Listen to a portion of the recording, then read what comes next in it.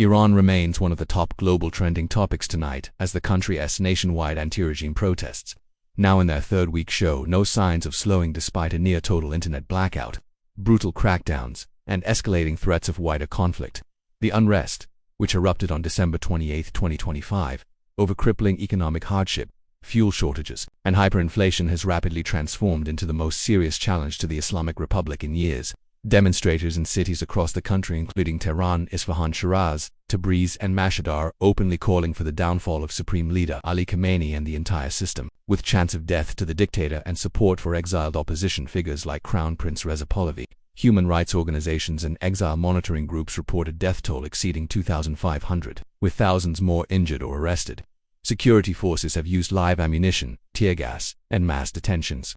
While courts have handed down death sentences to several protesters, a near-complete digital blackout imposed January 8 and still in effect has severely limited real-time information, though sporadic videos continue to leak out showing enormous crowds, burning regime symbols, and women defying mandatory hijab laws.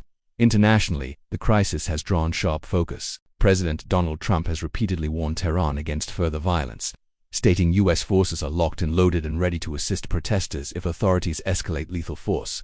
Iranian dissidents have praised the rhetoric while critics warn of risks of direct confrontation. Today, a senior Iranian official confirmed Tehran has warned regional neighbors hosting U.S. bases including Qatar, UAE, Saudi Arabia, Bahrain, and Turkey, that those facilities would be targeted in the event of any American attack on Iran.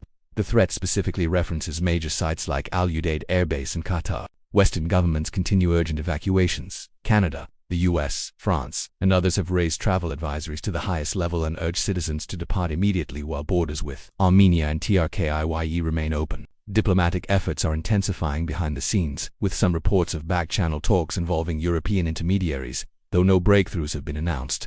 Oil markets remain volatile, with prices up over 4% this week on fears of supply disruptions or broader regional conflict. Social media outside Iran continues to amplify leaked footage and diaspora voices under hashtags like #IranProtests2026 and #DigitalBlackoutIran.